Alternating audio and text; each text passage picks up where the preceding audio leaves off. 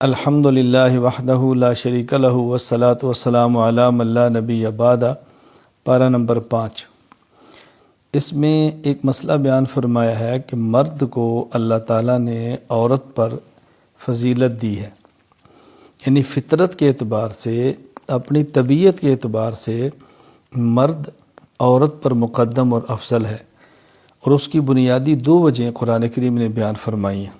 Number 1، مرد کے ذمے عورت کے اخراجات ہیں، عورت کے تمام مصارف برداشت کرنا ہے، خرچ کرنا ہے۔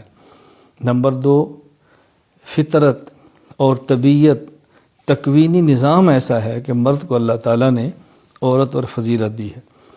یہ بات یاد رکھ لیں، یہ عام مرد اور عورت کے اعتبار سے ضابطہ ہے، لیکن بعض خواتین علم و فضل میں یا کبھی جسمانی قوت اور طاقت میں کوئی خاص خاتون کسی مرد سے آگے نکل جائے تو اس سے ضابطے تبدیل نہیں ہوتے۔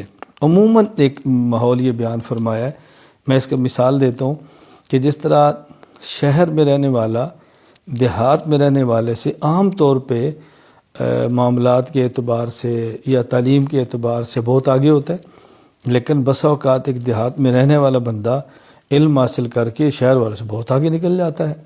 تو ایک ہوتا ہے عمومی نظام، ایک ہوتا ہے خاص کسی بندے کی فضیلت، وہ بالکل الگ چیز ہے۔ تو بہرحال فطرت کے اعتبار سے مرد کو اللہ تعالیٰ نے عورت پر فوقیت، عظمت اور فضیلت عطا فرمائی ہے۔ نمبر 2، یہاں طہارت کے مسائل بیان فرمائے ہیں۔ مثلاً وضو بھی کرنا ہے، جب نماز پڑھنی ہو، قرآن کریم کو ہاتھ لگانا ہو، یا کوئی ایسا مسئلہ جہاں طہارت کی ضرورت ہو تو وضو کرنا ہے۔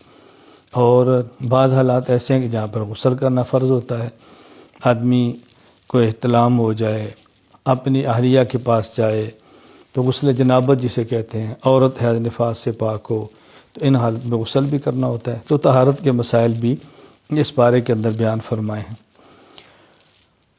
اور ایک اہم بات اللہ تعالیٰ نے پوری زندگی میں شریعت پر عمل کرنے کے حوالے سے یہ بات ارشاد فرمائی ہے۔ نمبر 1، اللہ کی اطاعت کرو، اللہ تعالیٰ کی بات مانو، اور پھر اس کے رسول کی بات مانو، اور پھر فقہا کی بات مانو۔ یہ 3 باتیں کیوں فرمائی ہیں؟ نمبر 1، اللہ تو خالق اور مالک ہے، مخلوق اور مملوک نے بات ماننی ہے، لیکن دنیا میں اس کان سے اللہ کی بات سن نہیں سکتے، اس آنکھ سے اللہ کی ذات کو دیکھ نہیں سکتے۔ تو اللہ کی ذات کو دیکھیں یا بات سنیں گے تو بات مانیں گے۔ اس کے لیے ضروری ہے اللہ تعالیٰ اور ہمارے درمیان ایک واسطہ ہو، اور وہ واسطہ ہے پیغمبر کا۔ وہ اللہ تعالیٰ کی بات کو سنتے ہیں، کوئی براہ راست، کوئی بذریعہ جبرائیل، کسی کی طرح میں اللہ تعالیٰ القاء فرماتے ہیں۔ اور پھر ہمارے پیغمبر پاک عربی ہیں، ہم اجمی ہیں، عربی نہیں جانتے، اور کوئی عربی سمجھتا ہو تو قرآن و سنت کی تہہ تک نہیں پہنچ سکتا، اور پھر وہ نبی کی بات کیسے مانے؟ اس کے لیے فرمایا کہ فقہا کی بات مانو، یعنی فقہا نبی ہی کی بات کی تشریح اور وضاحت کرتے ہیں۔ اللہ تعالیٰ کی بات کو قرآن کہتے ہیں، پیغمبر کی بات کو حدیث کہتے ہیں، فقہا کی بات کو فقہ کہتے ہیں۔ تو گویا اللہ تعالیٰ نے یہاں قرآن کریم، حدیث مبارک اور فقہ، اللہ تعالیٰ، مصطفیٰ اور فقہا تینوں کو ماننے کا حکم دیا ہے۔ پھر اللہ تعالیٰ نے ایک اور مسئلہ ہم بیان فرمایا کہ سورۃ الفاتحہ میں یہ بات فرمائی کہ مجھ سے دعا مانگو، اہدنا الصراط المستقیم، اے اللہ ہم کو صراط مستقیم پر چلا۔ صراط مستقیم کیا ہے؟ صراط الذین انعمت علیہم، یعنی جن پر آپ نے انعام فرمایا ان کے راستے پر چلا۔ جن پر اللہ تعالیٰ نے انعام فرمایا وہ کون ہے؟ اس کا تذکرہ 5ویں پارے میں ہے۔ وہ 4 قسم کے طبقات ہیں۔ نمبر 1 النبیین، نمبر 2 الصدیقین، صحابہ کرام رضی اللہ عنہم اجمعین، نمبر 3 شہداء، نمبر 4 اولیاء۔ پہلی بات، انبیاء کی بات مانو، ہر علاقے میں نبی نہیں، صحابی کے نقش قدم پر چلو، ہر علاقے میں صحابی نہیں، شہید کے نقش قدم پر چلو۔ شہید ظاہر شہادت کے بعد ہماری بات کو سن بھی لے تو بتائے گا کیسے، رہنمائی کیسے کرے گا؟ پھر میں اولیاء کے نقش قدم پر چلو۔ گویا کہ جن پر اللہ نے انعام فرمایا وہ 4 قسم کے لوگ ہیں، اور ہمیں چاروں کے نقش قدم پر چلنے کا حکم دیا گیا ہے۔ لہذا نبی کے راستے پر بھی چلنا ہے، صحابہ کو بھی تھامنا ہے، شہداء سے بھی قریب رہنا ہے، اور اولیاء امت کو ہرگز نہیں چھوڑنا، ہم نے ان چاروں کی اتباع کرنی ہے، نقش قدم پر چلنا ہے۔ پھر اس صورت میں اللہ تعالیٰ نے قتل کے احکام بیان فرمائے۔